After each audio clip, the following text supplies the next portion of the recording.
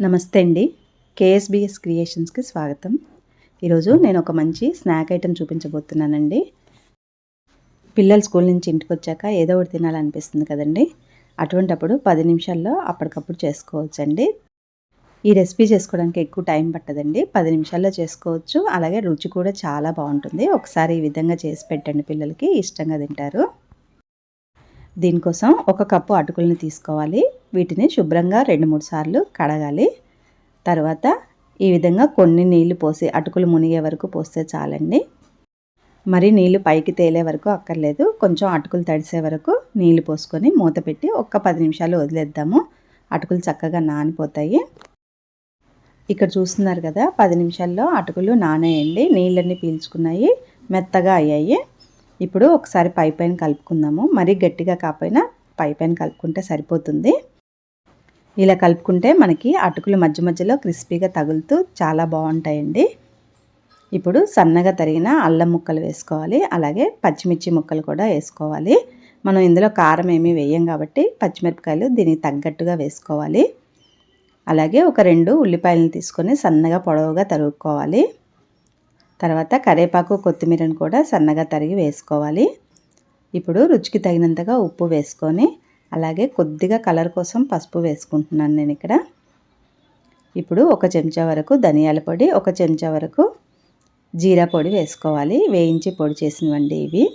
ఈ రెండే వేసుకుంటున్నానండి. ఇంకా మసాలాలు ఏమీ వేసుకోక్కర్లేదు ఇందులో. మనం వేసుకున్న అల్లం, పచ్చిమిర్చి, ఉల్లిపాయలు ఉన్నాయి కదా, వాటితోనే మనకి టేస్ట్ చాలా బాగుంటుంది. ఇప్పుడు దీంట్లో తురిమిన క్యారెట్ కూడా వేసుకోవాలి. అలాగే ఒక చిన్న కప్పు వరకు శనగపిండిని వేసుకోవాలి. ఒక 2 టేబుల్ స్పూన్లు వచ్చేసి బియ్యపిండిని కూడా వేసుకోవాలి. వేసుకున్న తర్వాత ముందు ఒకసారి ఈ విధంగా కలుపుకోవాలండి. ముందే నీళ్లు పోయకుండా కలుపుకోవాలి. మనకు అటుకుల్లో నీళ్ళు ఉంటాయి, ఉల్లిపాయల్లో కూడా ఉంటాయి కదా, అలాగే క్యారెట్లో కూడా మనకు కొంచెం వాటర్ అనేది ఉంటుంది కాబట్టి ముందు ఒకసారి కలుపుకొని అవసరాన్ని బట్టి ఇలా గుప్పెడితో ఒక 2-3 గుప్పెళ్ళు పోసుకుంటే సరిపోతుంది. నాకైతే ఇక్కడ ఒక 3 గుప్పెళ్ళ వరకు పట్టాయి నీళ్ళు. ఇలా గట్టిగా ముద్దలా కలుపుకోవాలి. మరి గట్టిగా కాదండి, ఈ విధంగా కలుపుకుంటే సరిపోతుంది. ఇప్పుడు కొద్దిగా పిండిని తీసుకొని ఈ విధంగా చేతిలోనే టిక్కీలాగా చేసుకోవాలి. ఒకవేళ మనకి అంటుకుంటుంది అనిపిస్తే మాత్రం చేతికి ఆయిల్ రాసుకోవచ్చు. ఇక్కడ నాకైతే ఏమీ అంటుకోలేదండి చేతికి.